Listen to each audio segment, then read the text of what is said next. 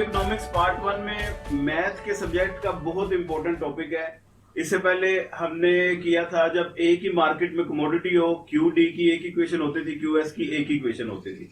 लेकिन to commodity market model में अगर हम अज्यूम कर लें कि मार्केट में एक से ज्यादा कमोडिटीज हैं, तो दोनों कमोडिटीज की अलग से डिमांड और सप्लाई की इक्वेशन होगी। पहली को हम QD1 और QS1 का नाम दे देंगे, दूसरे को QD2 QS2 का नाम दे देंगे। अब उनकी स्टैंडर्ड फॉर्म क्या होती है मैं इधर अभी लिख देता हूँ, आपने ये जुबानी याद कर लेनी है। इनको सोल्व कैसे करेंगे ये भी सारा स्टेप बाय स्टेप आपको मैं गाइड कर दूंगा। ये वीडियो को लास्ट तक आपने लाजमी देखना है। और अगर आपको वीडियो में कोई किसी किस्म की कोई प्रॉब्लम हो, जिस पॉइंट की समझ ना आए, कमेंट्स में मुझे बताएं, व्हाट्सएप पे आप मुझसे राब्ता कर सकते हैं। तो स्टार्ट करते हैं जी। This is my point.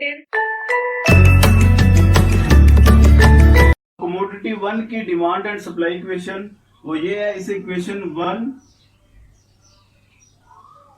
And 2 का नाम दे दिया। और कमोडिटी 2 उसकी डिमांड एंड सप्लाई इक्वेशन को इक्वेशन 3 एंड 4 का नाम दे देंगे। अब पहली कमोडिटी का अलग से इक्विलिब्रियम निकाल लेंगे, उसकी एक इक्वेशन निकल आएगी, उसे इक्वेशन ए का नाम दे देंगे। इन दो इक्वेशंस को सोल्व करके एक इक्वेशन निकल आएगी, वो सेकंड कमोडिटी की इक्वेशन होगी, उसे इक्वेशन बी का नाम दे देंगे। उसके बाद उन दोनों ए और बी इक्वेशंस को आपस में सोल्व करके एक वेरिएबल कैंसिल कर लेंगे। कैसे अभी देखते हैं। सबसे पहले क्वांटिटी डिमांड 1 और quantity supply 1। Market equilibrium first commodity का उस पॉइंट पे होगा जहां पे QD1 इक्वल होगा QS1 पे। सो फर्स्ट कमोडिटी इक्विलिब्रियम में है जहां पे QD1 QS1, इन दोनों की इक्वेशन हम पुट कर देते हैं। QD1 की जगह उसकी इक्वेशन और QS की जगह उसकी इक्वेशन। ये आ गया जी। अब तमाम वेरिएबल एक तरफ ले आएंगे, इक्वल टू 0 बच जाएगा। ठीक है जी। तमाम वेरिएबल हम लेफ्ट साइड पे लेके आने लगे हैं, तो ये इक्वेशन हमारे पास आ गई। तमाम वेरिएबल हम लेफ्ट साइड पे ले आए, इक्वल टू 0 हो गया। उसके बाद इन दोनों को, ये कांस्टेंट है, इनके साथ वेरिएबल कोई नहीं है, ना P1 है ना P2 है, इन दोनों को अलग ब्रैकेट में लिख लिया। प्लस इन दोनों में P1 कॉमन है, तो P1 कॉमन लिया तो पीछे बचा A1 minus B1, P1 common आ गया। सिमिलरली इन दो टर्म्स में P2 कॉमन है, P2 कॉमन ले लिया।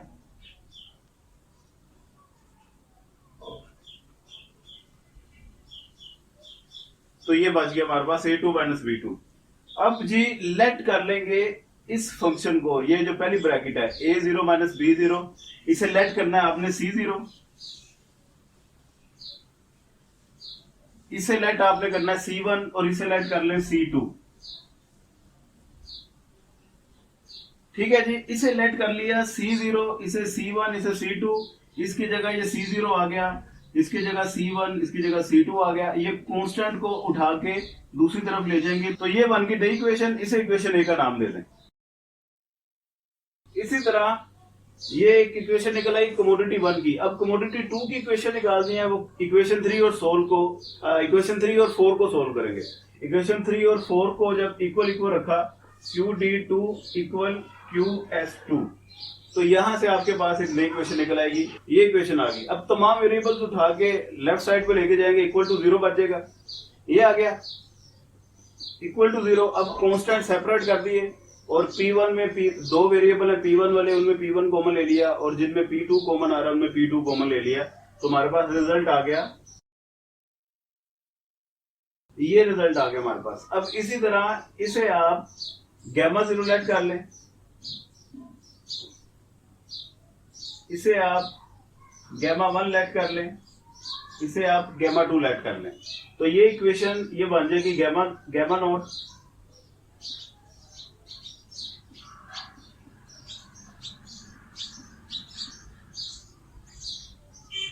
Equal to 0। और ये कांस्टेंट ऐसे उठा के दूसरी तरफ ले जाए तो हमारे पास इक्वेशन बी आ गई।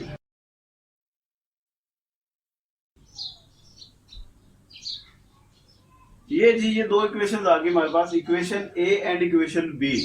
अब आपको ये इक्वेशन जुबानी याद होनी चाहिए। पेपर में अगर आपको न्यूमेरिकल वैल्यूज के साथ आ जाता है क्वेश्चन, तो आपको ये इक्वेशन जुबानी पता होनी चाहिए।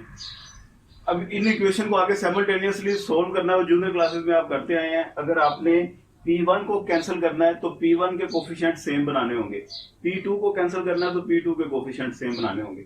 अभी पहले इक्वेशन ए और बी में P1 के कोफिशिएंट सेम करके P1 को ताकि कैंसिल कर दें, P2 का रिजल्ट निकल आएगा हमारे पास। P1 में सेम करने के लिए इक्वेशन ए में P1 का कोफिशिएंट है C1, इसे इक्वेशन बी के साथ मल्टीप्लाई करेंगे, और इक्वेशन बी में P1 का कोफिशिएंट है गामा 1, इसे इक्वेशन ए के साथ मल्टीप्लाई करेंगे। उसके बाद इन दोनों इक्वेशंस को माइनस कर देंगे। ठीक है जी, ए को गामा 1 से और बी को C1 से मल्टीप्लाई करेंगे। इस इक्वेशन को गामा 1 से मल्टीप्लाई किया तो इन तीनों को गामा 1 से मल्टीप्लाई करना पड़ेगा। ये बन गया C1 गामा 1 P1, ये बन गया C2 गामा 1 P2, और ये बन गया C नोट गामा 1। इसी तरह इस इक्वेशन को C1 से मल्टीप्लाई करेंगे, ये बन गया C1 गामा 1 P1, ये बन गया C1 गामा 2 P2, और ये बन गया C1 gamma naught minus C1 gamma naught. इन दोनों इक्वेशंस को माइनस करना है। माइनस करने के लिए नीचे वाले तमाम वेरिएबल्स के साइन चेंज हो जाते हैं। ये दो माइनस के हो गए, ये प्लस का हो गया। ये P1 के कोफिशिएंट सेम है, ये P1 वाली टर्म कैंसिल हो गई, ये दोनों टर्म माइनस हो रही है। तो इन दोनों को लिख लिया हमने C2 gamma 1 P2 minus C1 gamma 2 P2 equal to C1 gamma naught minus C naught gamma 1। ये बन गया जी। यहां तक तो तमाम चीजें क्लियर हैं। अब क्या किया, इन दोनों में P2 कॉमन है, P2 कॉमन लेके इसके जो कोफिशिएंट है P2 से मल्टीप्लाई हो रहा है उस तरफ जाके डिवाइड हो जाएंगे। ये आ गया P2 का आंसर। अब C1 gamma naught minus C naught gamma 1 divided by C2 gamma 1 minus C1 gamma 2। अब बुक में जो अल्फा सी चैंग की बुक है या मेशायर की बुक है, बच्चे आमतौर पर कंफ्यूज होते हैं कि सर बुक में आंसर चेंज है, तो आपका ये आ गया। बुक में है C naught gamma 1 minus C1 gamma note divided by C1 gamma 2 minus C2 gamma 1। तो वो आंसर और ये आंसर ये दोनों एक ही चीज है। आप ये भी लिख लें, इसमें न्यूमेरिकल वैल्यूज पुट करके देख ले, आंसर P का ठीक निकलेगा। जो बुक में है उसमें आप आंसर वैल्यूज पुट करके देख ले, उसका भी आंसर ठीक आएगा। अब बात एक ही है मसलन कि मैं दोनों तरफ माइनस से अगर मल्टीप्लाई कर दूं तो इक्वेशन पे फर्क तो कोई नहीं ना पड़ेगा। मैं माइनस से इधर भी मल्टीप्लाई कर देता हूँ, इधर भी मल्टीप्लाई कर देता हूँ, तो ये वाली टर्म माइनस की हो जाएगी, ये प्लस की हो जाएगी, नीचे ये वाली माइनस की हो जाएगी, ये प्लस की हो जाएगी। तो प्लस वाली मैं पहले लिख लेता हूँ, माइनस वाली मैं बाद में लिख लेता हूँ।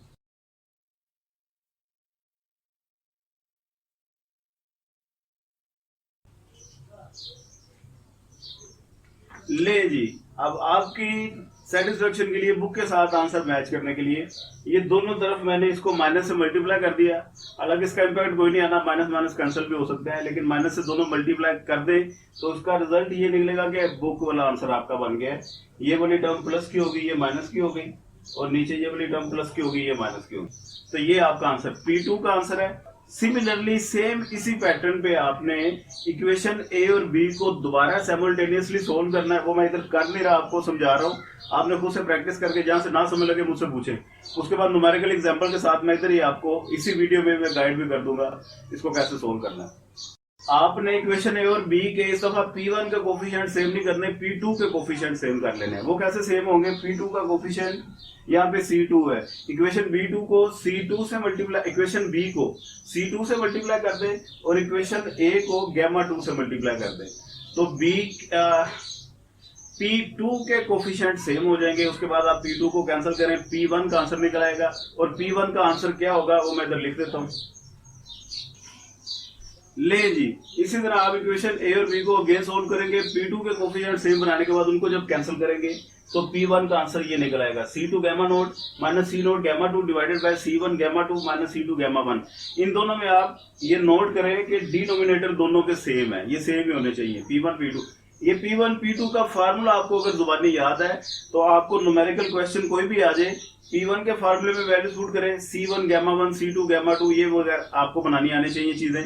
और ये कैसे बनती है अभी मैं न्यूमेरिकल एग्जांपल के साथ आपको बता भी देता हूँ। ये फार्मूला याद है, फार्मूले में वैल्यूज पुट करें, आसानी के साथ आपका P1 P2 निकल आएगा। उन P1 P2 को इन चारों इक्वेशन में से किसी दो में पुट कर दें। P1 को इन दो में से किसी एक में पुट करें, P2 को इन दो में से किसी एक में पुट करें, तो Q1 Q2 भी निकल आएगा।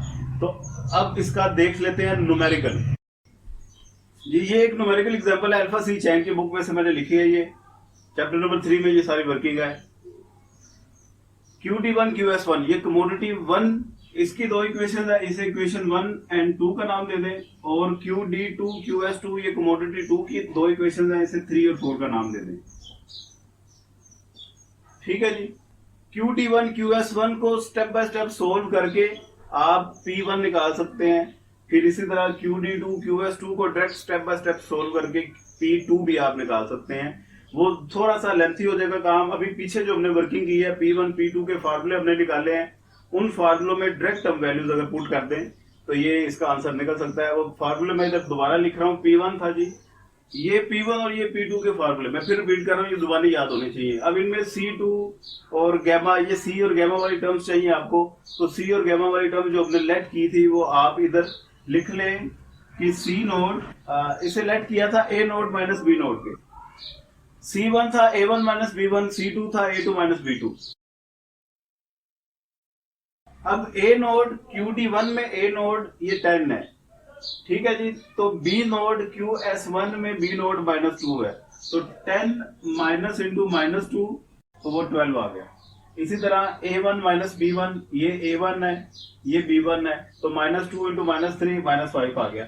इसी तरह ये A2, ये B2 है। इक्वेशन 3 और 4 में ये अल्फा नोड, ये बीटा नोड है, ये अल्फा 1 बीटा 1 0 है ही कोई नहीं, और ये अल्फा 2 ये बीटा 2, इनको सोल्व किया, ये 6 वैल्यूज आ गई। इन 6 वैल्यूज को, ये फार्मूले आपको जुबानी याद होने चाहिए, पेपर में ये नहीं गिवन होते, ठीक है जी। इन फार्मूलों में वैल्यूज पुट की तो ये P1 का आंसर निकला है 52/14। इसको यूं भी लिखा जा सकता है 3 होल 5/7। ये आपको पता है, मेरा ख्याल जूनियर क्लासेस में करते आए हैं। वो 14 बाहर रखा और 52 अंदर रखा, इनको फिर आपस में डिवाइड करके रिमाइंडर आपका क्या बच गया उस हिसाब से ये। इसी तरह P2 के फार्मूले में वैल्यूज पुट की, ये P2 का आंसर निकल आया आपके पास 92/14, या इसको 6 होल 4/7। अब यहाँ पे P1 को, ये चूंकि फर्स्ट कमोडिटी है, QD1 QS1 इन दोनों में से किसी एक में पुट कर लें, Q1 निकल आएगा। P2 को QD2 QS2 इन दोनों इक्वेशन में से किसी एक में पुट करें, Q2 निकल आएगा। तो सबसे पहले Q1 निकालेंगे, put it in equation 2। Equation 2 जो कि छोटे है, इसमें वर्किंग कम है, तो P1 की वैल्यूज पुट की, Q1 लिखेंगे हम, ठीक है जी। -2 + 3 इंटू 52/14। इसको आपने सोल्व किया, एलसीएम वगैरह तो लेना आपको आता है। 14 को इससे -28 + 156/14, और इसको सिंप्लीफाई किया, Q1 स्टेरिक निकला है हमारे पास 128/16, और इनकी कटिंग हुई 64/7। 128/14 और इनकी कटिंग हुई तो 64/7।